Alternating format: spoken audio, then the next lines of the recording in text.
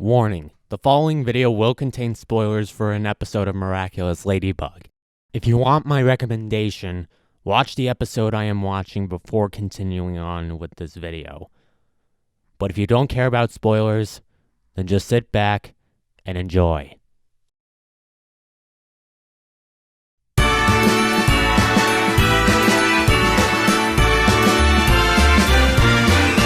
It's the most miraculous time of the year.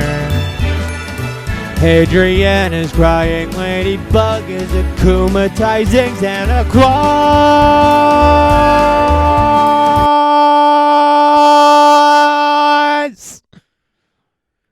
What? Merry Christmas to all, and a screw you to Ladybug. Hello everybody, welcome back to my miraculous... Nah, this isn't festive enough. Poof! Too unprofessional. Poof! Too soon. Poof! Ah, here we go.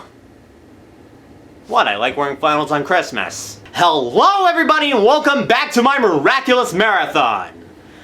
Ah, Christmas. The holiday of giving, love, the birth of Christ, commercialism, pretty decorations, and idolizing a jolly fat man in a red suit who breaks into your home, steals your cookies, gives you presents or coal if you've been a dirty rotten bastard, flies around on a sleigh with the help of mammals that can't naturally fly, and gets constant poor treatment in media. Especially this one where the hero turns him evil! Sorry. Not quite there yet. Now, of course, film and television studios are gonna try and cash in on the holiday trend and try and produce a special that is guaranteed to be a Christmas time tradition. Some stand the test of time, others are pathetic and lame. And this one in particular is one of the worst things that the animation industry has ever conceived. Seriously, who thought this was a good idea? And of course, Zag had to jump on the holiday bandwagon and give us the Miraculous Ladybug Christmas special. And man, people seem to hate this one. As of now, this episode sits at 2.5 stars on Netflix, probably the lowest in Miraculous history. And when my good friend Alias decided to do a review on this episode, she wasn't too kind to it. The way the episode was structured just broke the illusion for me. I couldn't get sucked into the episode like normal because I found myself too focused on how the episode was framed than the actual story. Why is it a musical? I don't understand. This episode is actually not going on the third tier. Oh no. It's going under it. In fact, you'll probably hear me say multiple times in future reviews that at least this episode wasn't the Christmas episode. And to be quite frank, I don't really blame the people who don't like this. I mean, I wasn't too keen on the idea of this episode when it was first announced. I mean, the idea of a miraculous musical, it just couldn't work.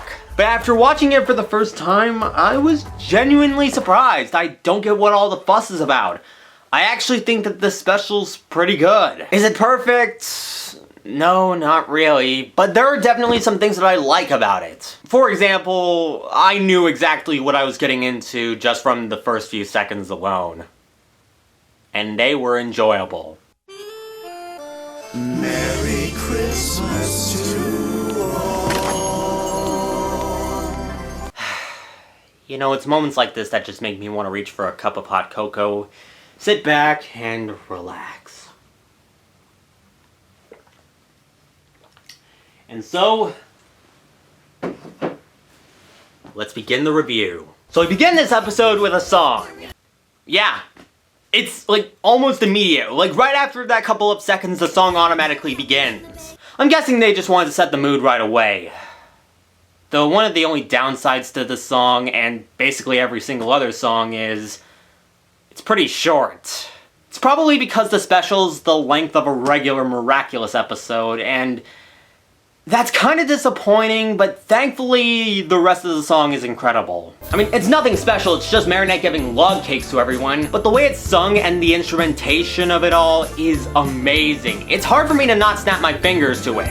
Mom and Dad will help you in the bakery to hand the Christmas logs to all my friends you see. Merry Christmas, Holly, and your family. How could you hate this? Although this mistake does need to be pointed out. Thanks, my dear, I got the same 2, you 3. So Marinette gives a log cake to everyone, including Julika and Rose, Alex, Naja, oh, I'm sorry, Nadia Shamak, Nino, Sabrina, Chloe. Wait, Chloe? You would think that Chloe would try to avoid Marinette at all costs. But, hey, it's Christmas, so why not? Merry Christmas, Chloe. Could you repeat that? I couldn't hear you. Merry Christmas, Chloe. Man, could she be any louder than that? Merry Christmas, Chloe. Okay, I shouldn't have asked. You know what? Why don't we hear Chloe sing? I mean, hopefully she won't be as loud as Marinette. Merry Christmas, Marinette. Okay, we're moving on! So when Adrian's bodyguard shows up, Marinette realizes she has a gift for Adrian she needs to give him, and after a bit of searching, she does give it to Gorilla. Speaking of which, how is Adrian? I hate Christmas. Okay, here's a grins, hide your basement, lock your presents, stay in the doors! Break out the hat base now! Yeah, Adrian isn't really doing so well, seeing as it's been a year since his mother vanished, and his father isn't there to celebrate Christmas with him. So enter transformation sequence here, with this being the first time we see Adrian upset during the sequence, and we get our next song, Cat in the Night. And you know what? It's not too bad. I'm honestly impressed with Bryce Papenbrook's vocals, and again, the instrumentation is flat out amazing. Honestly, if I had one complaint about this song, it would have to be the lyrics. I mean, they're not the worst, but... No one cares about me if I'm lost or I'm found, and I'm just like a cat in the night. I'm a sad, lonely kitty, won't anyone take pity? Cat Noir is alone tonight. They could be as melodramatic as a Simple Plan song. It's a good thing that we don't have Pierre's vocals here. Okay, Cat Noir does sound a bit dorky, but I'll take it over. Whoa, okay, Kitty! Do I have to remind you of what I said in Lady Wi-Fi? Cat Noir! I know you're attractive. You did not hear me say that. But could you please keep your distance? It's a little too close for comfort.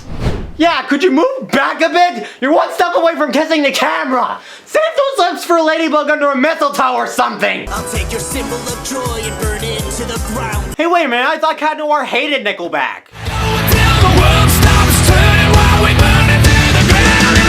So Cat Noir almost cataclysms the Christmas tree. Our hero, ladies and gentlemen. But an image of his mother prevents him from doing so for some weird reason. I'm guessing his mother wouldn't want him to do that? And he wastes his cataclysm on one of his own ads. And the song suddenly shifts to Brand New Day, with a much more somber instrumental, and thankfully much better lyrics, even though... Tomorrow will be a brand new day. They seem to have taken some inspiration from my fanfiction. Or Five Nights at Freddy's 4, I don't know. So he de-transforms and Plagg hits the snow, cold and hungry and... I wish that I could help you to assist your transformation, but I can't, Adrian, don't you see?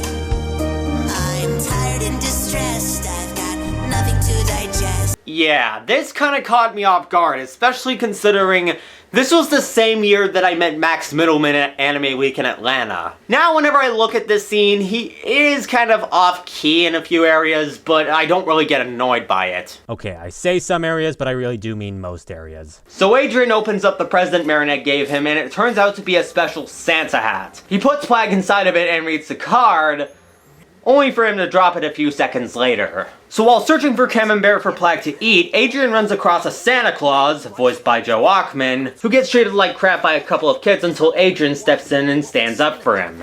And if you think that this poor treatment of Santa ends here, then surely you haven't read the plot synopsis or seen the episode. And this is honestly one of the best moments of the episode. Adrian's conversation with Santa Claus is just heartwarming. Sure, Santa Claus having a sandwich that conveniently contains Camembert is a bit odd for the jolly old fat man himself, but he still shows some form of caring about Adrian, giving him a warm blanket and offering to take him home. He's kind of the father figure Adrian's wishes he had. And Joe Achman and Bryce Papenbrook did a good job with the voice work in this scene. And speaking of father figure... Adrian! Snake! Gabriel takes notice of Adrian's disappearance, not questioning how he could possibly escape from a window without breaking his body. Then again, I could imagine how hard it is to question logic when you're showing concern for your son.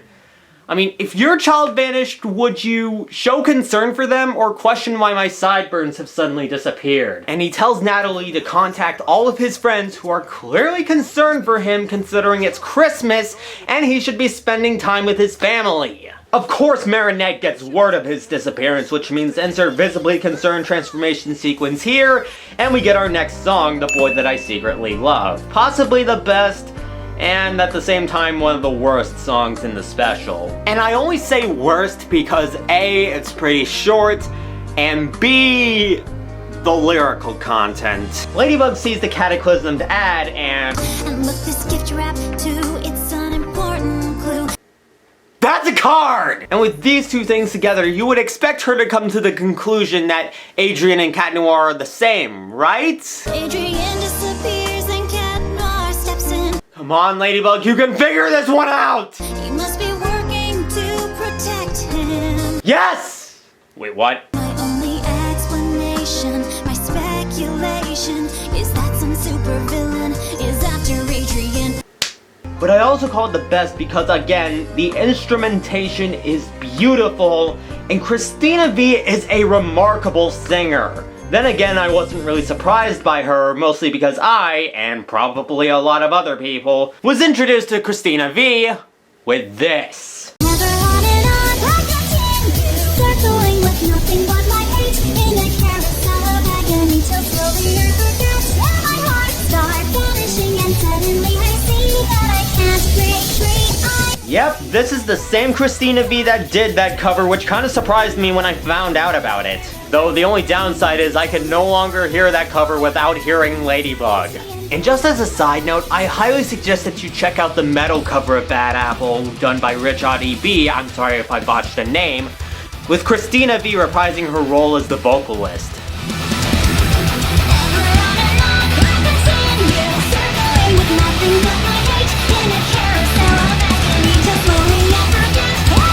Seriously, it's an amazing cover and I could gush about it all day.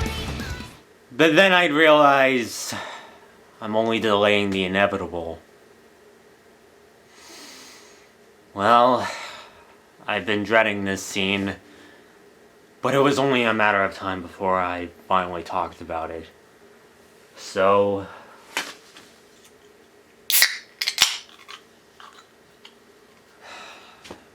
here goes nothing. So when Santa Claus brings Adrien home, Gabriel thinks he's up to no good. Adrien tries to defend him, but Ladybug arrives and stands by Gabriel aggressed. No, he's not. Your father's got the right idea. He's a supervillain under Hawkmoth's control. Ladybug, he brought Adrien home. What makes you think that he would be a villain? I mean, look at him! He's freaking Santa Claus! How could anybody think that this guy's a villain? Has she even seen Krampus? I know when I'm looking at an Akuma victim, trust me. I don't think that he's ever going to trust you or love you again after this. I mean, maybe falling in love with Chloe isn't so bad after all. She's not crying enough. I was not thinking when I said that. So Santa rides away, and instead of leaving him alone, seeing as he left Adrien safe at his house, which I'm pretty sure is all that matters at this point, she decides to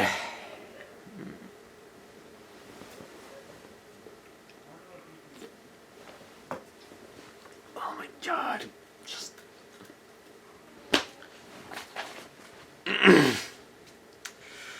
she uses her yo-yo to pull him out of his sleigh, and it's here where Ladybug snaps out of her Idiot of Paris mode and realizes he's not evil.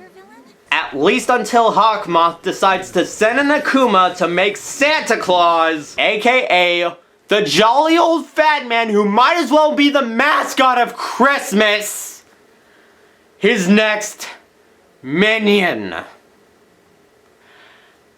Our hero, ladies and gentlemen. Ladybug acclimatizes Santa Claus! Oh my god, you will not believe how many blood vessels managed to burst when I first heard about this. I first heard about this plot detail from a comic duck from Princess Sakura's Serenity, and then I saw another one and I thought to myself, okay, if this is how the Christmas special is going to play out, I have every reason to worry. Then I read the plot synopsis, and what'd you know, I had every reason to worry! So when the episode came out, even after I prepared myself for that particular moment, when I inevitably saw that moment, I still hated it with every inch of my soul.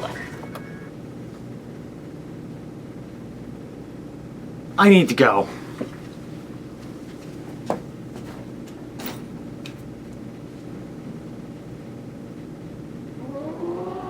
Now, I still like this episode, but good God, this moment ranks right up there with Because it's magic? as one of the worst moments from Miraculous Ladybug as a whole. And when spoilers can't make me any less peeved upon seeing it, that's when you need to make like Balloon Shop and go ride a circus ride! Yeah, whatever that means! So screw his acclimatization scene, let's just head to the villain of the day, Santa Claus. Really creative name right there. I mean, I know I gave Pixelator a lot of crap, but at least it was different and had some semblance to his abilities. He's basically just an evil version of Santa Claus. He flies around in his sleigh, his reindeer now have bad breath, and he throws presents containing spiders, roaches, and bats. Surprisingly, he doesn't throw lumps of coal at anybody, and I can't help but feel like this was a missed opportunity. As for his intentions, he just plans on making Christmas the worst it's ever been for Paris. He's a rebel with a cause, so to say, and that cause being the hero of Paris. We're screwed. Though surprisingly enough, we only see him punish 3 people. Ladybug because revenge, Gorilla because self-defense, and Chloe because screw Chloe. And as for Adrian, I'll do you no harm, Adrian. I'm in your debt. You gave me a present, and that I won't forget. oh my god, I thought I wouldn't have to deal with rhyming villains until season 2! Not today. Oh yeah, I forgot to mention Evil Santa has his own song. Bad Santa Claus. This is the worst song in the episode. I mean, it's not outright awful, but the majority of the song is just these 4 lyrics repeated 3 times. Sure, in the beginning we get these lyrics, but that's it. The vocals are alright, and the instrumentation is still great, but it's not enough to save the song. So Ladybug chases after Evil Santa, and yes, I'm going to call him that from now on because his name is just as stupid as his dance moves, if you could even call them that, and Cat Noir joins the party. What happened to Adrian? It's a long story. Cats have their little secrets too, you know. And why would you ever keep whatever happened to Adrian a secret? No, really. Why? Once the duo makes it to Evil Santa's sleigh, Santa does the sensible thing and throws a present to get rid of the bad luck. I've been good all year round! Not enough, apparently. Well, when you make an artist jealous, you might as well expect a few lumps of coal underneath your Christmas tree this year. And then we get another action scene which helps elevate this episode back to amazing. Seriously, I'm not lying when I say it's one of the best action scenes in the series. It even pulls a Batman Forever with Cat Noir pulling Evil Santa up, only for his good nature to get the best of him. It ends with them crashing into Alia's house and miraculously avoiding hitting Alia. Christmas miracles for everyone! And with a horrifying Otis Cesare. Christmas nightmares for everyone! So Ladybug uses her lucky charm, and what did she summon this time? I hope it's not trying to tell us to move to another city. Well, considering Ladybug is the reason why Santa Claus is evil now, I think it's safe to say that once Paris finds out, that might be the best option. But Ladybug denies all common sense and comes up with an idea. Back to Evil Santa, he finds something near the Eiffel Tower and decides to fly to it. Once he arrives, he sees that it's a present for him. We then get the last song of the episode, We All Have the Right. It's a decent song with amazing instrumentation, great vocals from Bryce Papenbrook, and lyrics that for once aren't too awful. Basically in the song, Ladybug and Cat Noir surrender their miraculouses, but they decide to give Santa Claus a gift because, as Cat Noir puts it, Cause on Christmas even you have a right to that too. okay, maybe it's a bit cheesy, but for a final song, it's to the point, it's relaxing, and it does its job pretty well. Unfortunately, if you know Miraculous Ladybug, You know that they're not going to give up that easily. It's a Trojan horse scenario. Ladybug ties Santa up and Cat Noir cataclysms his hat, releasing the Akuma. I would be more angry at this, but quite frankly, I wasted all of my energy complaining about Ladybug akumatizing Santa Claus, so I'm not even going to bother. Insert status quo you've seen here, turn everything back to normal, and then fist bump. Pound it! Another day, another attack, another victory for the Miraculous Duo, and another holiday saved from Ladybug's own mistake. But it doesn't make me forgive her! Back at the Agrest mansion, Gabriel tells Adrian he couldn't bear losing him, and then everyone arrives at his house after Natalie told everyone he was okay. They even brought Santa Claus here. Merry Christmas, Adrian. And just as a side note, I really like what they did with Natalie in this episode. For someone whose last name literally means without a heart, she really seems to care a lot about Adrian. And I think it's safe to say that even with the disappearance of his mother, Natalie does a good job trying to fill in that void as Adrian's caretaker. It's pretty heartwarming to see her. And the episode ends with... Merry Christmas to all. Oh boy. Yeah, this is another one of those mistakes that kind of bothers me.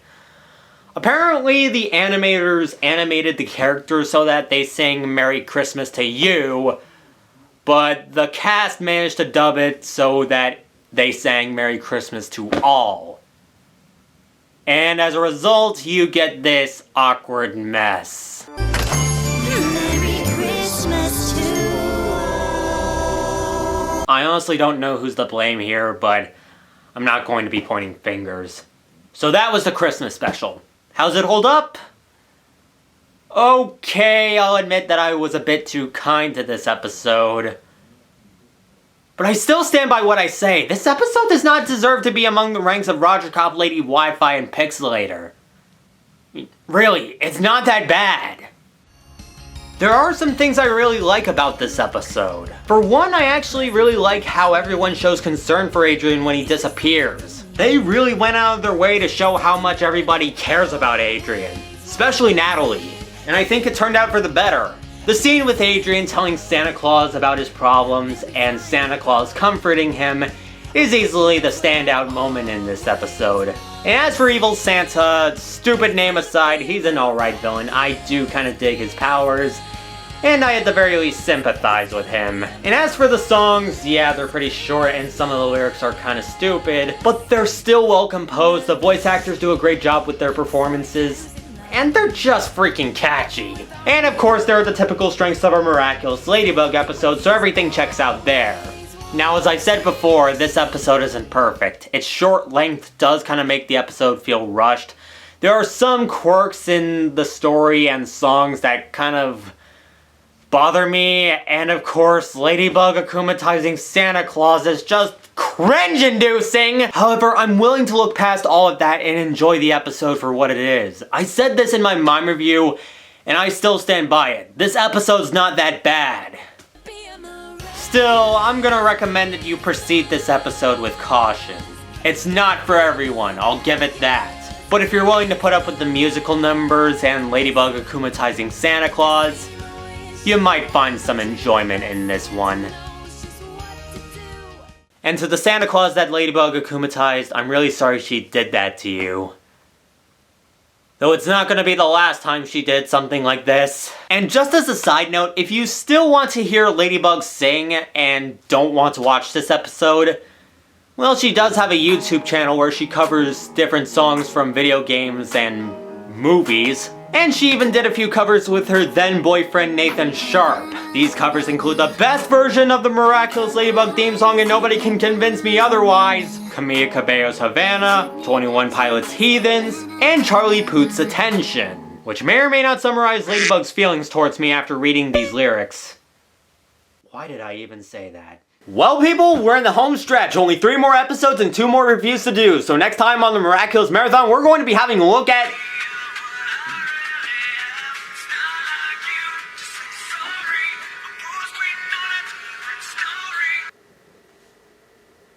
Hello?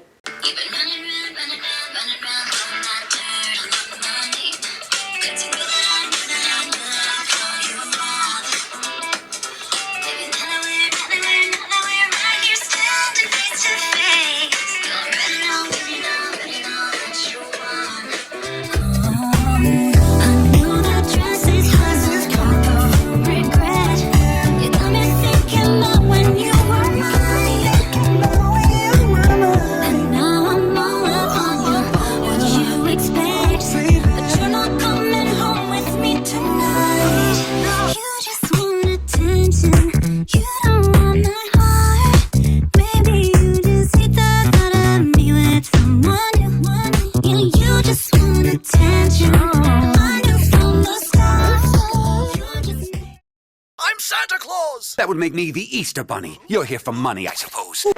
It's funny because commercialism.